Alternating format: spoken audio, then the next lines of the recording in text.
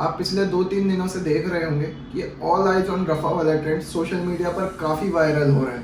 In fact celebrities भी इसे अपने सोशल मीडिया पर शेयर कर रहे हैं। अब ये ऑल आइज ऑन रफा है क्या? क्या आपको सिर्फ एक साइड की स्टोरी बताई जा रही है?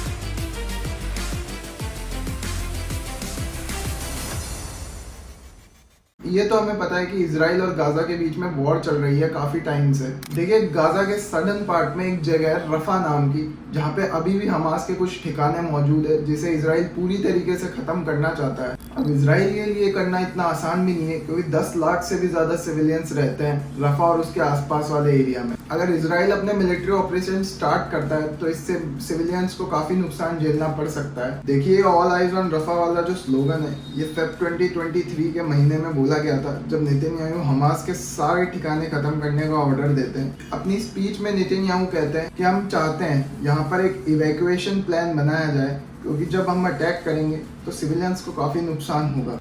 अगर यहाँ पर इवैक्यूएशन प्लान होगा तो हम सिटीजन्स को हटा सकते हैं अपने मिलिट्री ऑपरेशंस करते वक्त, जिससे उन्हें नुकसान नहीं होगा। ये सारी चीज़ें चल रही थी, नेतन्याहू अपना बयान दे रहे थे, लेकिन कुछ ही दिनों बाद director of World Health Organization office of the occupied फिलिस्तीन टेरिटरीज, जिनके डायरेक्टर है रिक पैपकन, की तरफ से एक कमेंट आता है ऑल आइज ऑन रफा, यानी पूरी दुनिया की नज़रें रफा सिटी के ऊपर है। बेसिकली इनका कहना यह था कि जो इसराइल अपने ऑपरेशंस करना चाहता है उसकी वजह से सिविलियंस को काफ़ी नुकसान झेलना पड़ सकता है। तो धीरे धीरे स्लोगन पूरे वर्ल्ड में फैलना चालू हो जाता है। इसकी स्टार्टिंग अमेरिका और लंदन से ही होती है। इसके बाद डेट आती है 7 अक्टूबर 2023।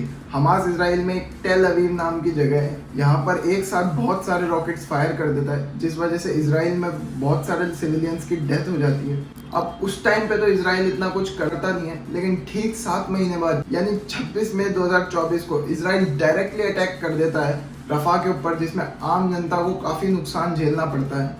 इसके बाद नेतन्याहू की तरफ से एक बयान भी आता है कि एक बहुत ट्रेजिक इंसिडेंट है, लेकिन फिर भी ट्यूसडे तक इसराइल कंटिन्यूसली अटैक करता रहता है रफा के ऊपर। इसराइल जो अटैक करता है रफा के ऊपर, इससे काफ़ी सारे सिविलियंस की डेथ हो जाती है और उनमें बच्चे भी शामिल रहते हैं। इसराइल का डायरेक्ट अटैक करने के बाद पब्लिक इनसे काफ़ी नाराज है, क्योंकि इनकी लड़ाई हमास के साथ है, तो आम जनता को इसमें क्यों नुकसान झेलना पड़ रहा है। फरवरी से लेकर अभी तक नेगोशिएशंस भी जारी थे। इजिप्ट के अंदर अभी भी कोशिश हो रही थी इसराइल और हमास के बीच में एक सीज फायर की जो बातचीत है उसके तहत चीज़ों को एंड किया जाए, लेकिन दोनों ही ग्रुप यहाँ पर रेडी नहीं है वॉर को एंड करने के लिए। अब मुद्दे पर आते हैं, जो संडे को अटैक हुआ है उसके बाद हमास का कहना है कि हम इसराइल से कोई भी बातचीत नहीं करना चाहते, यानी आप समझ जाओ कि आग और बढ़ चुकी है। एक और एलिगेशंस लगते हैं इसराइल के ऊपर। रफा में एक जगह है तल अल सुल्तान नाम की, उसे सेफ जोन डिक्लेयर करा गया था रेफ्यूजीज के लिए, लेकिन फिर भी इसराइल वहाँ पर अटैक करता है, जिससे नुकसान होता है काफ़ी सिविलियंस को। अभी जो सिचुएशन चल रही है रफा में, उसे देखते हुए दुनिया के मोस्ट ऑफ द लीडर्स इनसे काफ़ी नाराज है। अमेरिका, जो इसराइल का काफ़ी अच्छा दोस्त है, वो भी इस बार इनका विरोध कर रहा है। अमेरिका का ये भी कहना है कि हम आपको आर्म्स वगैरह तो सप्लाई करते रहेंगे, लेकिन आप उसका यूज रफा के ऊपर नहीं करोगे। In fact international criminal court ICC